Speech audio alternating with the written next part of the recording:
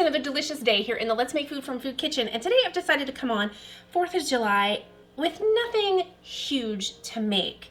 Why? Well, sometimes we all forget that we were supposed to bring something to the barbecue. Oops, what do? Personal sized watermelon? A big watermelon goes a long way, so if it's a big party, get a big watermelon. It's just a watermelon, but we're gonna make it look fancy and fun. Maybe not so fancy, but a little fancy, more than just chopping up some watermelon and bringing it. And then it doesn't look like you forgot. Or maybe you just want to bring this even if you didn't forget because it's cute. So this is just a personal sized watermelon that I picked up. I have it sitting up this way. Something you can do while you're at the store is see how it lays. Like, is there a spot where it's gonna lay flat, or is it gonna wobble and roll all over the place? This one has kind of a bump here. So if I'm cutting it this way, that's going to be my bottom and this will be the top. Now, if you get lucky and have one that's flat on the bottom, and this works really well for Easter, kind of egg shaped, right? So there's a couple of ways that you can cut it if you've got one that has a nice flat side. If it's perfectly round, it's probably going to do this on you no matter what part you cut. So try and check it and see when you're at the store. It's just so simple to make. All you need is your watermelon, some cutting tools, maybe a melon baller. You could use cookie cutters if you want shapes. If you're really good at freehand cutting stuff, go for it. It's really not me. I've tried. Maybe I need more practice. I don't know. So the other thing you need is some masking tape or painter's tape, something that will peel off easy, because that's going to help you guide your lines. I know some people use marker, but I'd rather not have that because it's more likely to leach into my food, even though we don't eat the rind. So I'm just going to use this as a quick guide. This one's thicker, and if I was using a big watermelon, I'd use this one. However, this one is smaller, so I'm going to make a handle, and I don't want the handle to be really thick. So I want to try and find the top point, which is right about there. So this is going to be our cut guide, okay? And I'm just going to tear it off. That looks good. Now, the next thing I want to do is decide how far up do I want my basket sides to go. So I want it to be, maybe halfway, a little less. So this line right there is going to make this is going to be the top. So once I have that side done, I'm just going to take my watermelon and turn it and pull the tape as I go and try and line it up to the other side, just like so. That was perfect. Okay, so now just check it and make sure you're happy. Now, if you look, my line's a little crooked here, so I have the opportunity to fix it now or leave it the way that it is. So I'm gonna take this and just move it and adjust it so that it looks a little more even. And what threw me off is that it's humped up on this side. So all I gotta do is just keep adjusting it until I'm happy. That's the nice thing about using painter's tape or masking tape, is that you can lift it and put it back down. Okay, so now I'm happy with that. For me, that looks a little better. It's not going to be perfect. I'm not going for perfection. I just want to have something that looks decent. Okay, something that looks like I didn't throw it together at the very last second, even if that's what I did. I'm going to start with my paring knife, and I'm just going to kind of push it and make my corners to start, okay? Because those are going to be the ones that are the most precise cuts, is the corner, okay? So I just need to do that on all sides, like so. Okay, then I'm going to take my bigger knife and try and follow the guide, but you got to be careful, because if you've cut watermelon before, you know that suddenly it could go ooh, and then you've cut down too far. So I'm just cutting down to about the line here, and then I'm going to take my knife here at the top and again use my tape as my guide, and I'm trying still. You might cut a little tape, but if you're slow and careful, you can make it work. So once again, you're just cutting through, and then at some point you should be able to pull out a wedge. So this right here, you can just quickly clean it up, take your knife, I'm going to remove the tape on that side because I would end up cutting into the tape.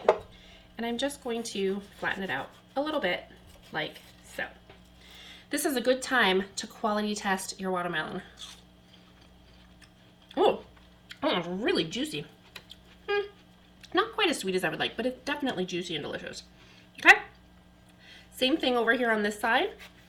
Try to be careful not to press too hard on this, because you are separating it and it's only going to be so wide to hold it together. The next thing I want to do is taste some more watermelon because it's good. I want to take my knife and put it in here, and I'm going to carefully start cutting out the flesh of the watermelon, the handle part. Again, being gentle, careful not to cut yourself.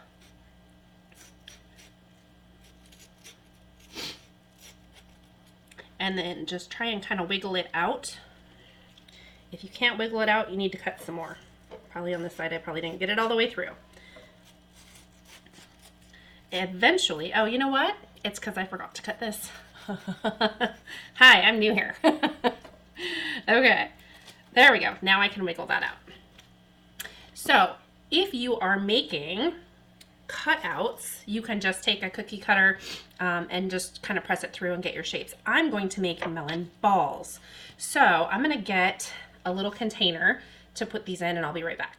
Okay, I've grabbed a bowl. Now I want to take my baller and just scoop out some balls and stick them in here. These are big. They do make smaller melon ballers. There we go. This is so, you guys, look how juicy this is. It's just making a pool. Pour some out, I guess. It's a very juicy watermelon.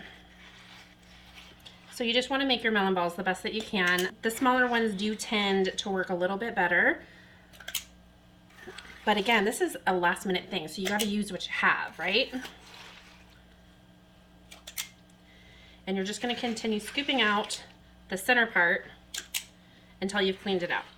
Okay, so that's about as far as I've gotten with this. It is so juicy that it's not really even forming the balls very well. It's just kind of coming apart, which is okay. It's last minute.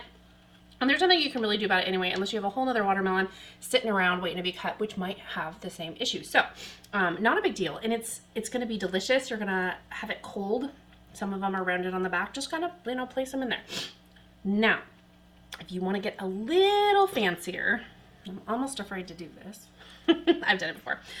You could put a little design in your peel, in your rind, in your basket, right? So it goes from being a simple basket to, I mean, it depends on how much time you have, right? And how much energy you want to put into it. But you start making this scalloped edge, and suddenly your basket is just a little fancier. It's totally optional. Okay, you could make a wavy design if you're really good with a knife and have a good sharp one that'll quickly and easily, you know, do that. This one might do it. This one might. Sherilyn tried to take that last year. She was like, "It's not my suitcase." It's one of our videos. It wasn't in her suitcase. She was joking, but at least I think she was joking, right, Sherilyn? I'm almost done with this side. It goes really quickly, and I'm trying to do it so that you can see. So I'm just going to go down. And I'm using the length of my knife as kind of the depth guide, so I know about how far to go. It's not going to be perfect. I didn't take a stencil, but if I go down to about the top of my knife, then that's about going to be how deep it goes. This one's not quite as much. Now that I've said that, don't judge me. Okay, done. So I'm going to leave this just like it is, in part because it's thinner, and I don't want to risk breaking it because I've got to cut into each side to give this look all the way around. So I'm not going to do that. I'm just going to leave this like your little basket. So the next thing you do is start taking some of your watermelon, and I would take the stuff that didn't come out so pretty and put it on the bottom. That way when people cut into it, you can be like, well, yeah, I had it all nice and pretty and people were just shoving that spoon and look, it broke it all up. Are you going to be that person? I'm not. Just saying. It is an option, I guess. Yummy. So now you can decide to use your baller on these or cut them into shapes. You can do little triangles, however you want. So let's make some small ones. I'm going to take this one and cut it in half so it's a little thinner. So I am just going to start making some triangles, some squares, whatever I can manage to make out of these little slices that are just a little cleaner than what's on the bottom. So it just appears a little prettier, but it's still quick, it's still simple, it's still delicious. They're like little pizza slices. So I can kind of put them in however I feel they're going to fit. once again, we forgot to make something for our barbecue. We're last minute trying to get something put together. And so this is what we've decided to do.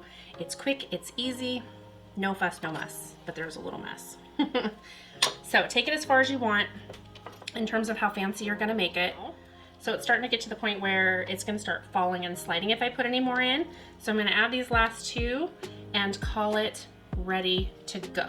Okay, it's all done. My melon basket is ready to go to a party. No one will know that I forgot to make something last minute because it looks like I put a lot of effort into it. Really, you could do this in maybe 15 or 20 minutes. It's a cold dish you don't have to worry about keeping hot. I would maybe keep it on some ice, keep it refrigerated.